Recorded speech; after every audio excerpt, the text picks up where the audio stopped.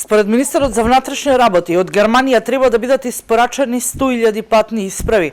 За една недела се очекува да пристигнат пасошите од Германија, согласно комуникацијата на МВР со фирмата која ги изработува образците. Ова при посетата на СВР Титово денеска го најави министерот за внатрешни работи.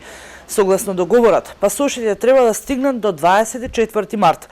Во постојана комуникација сме и вршиме притисок до германската компанија која ги обезбедува пасошите и од нив имаме определено ветување дека пасоши би требало да стигнат од 7 до 10 дена, согласно договорот, што значи пред 24 март.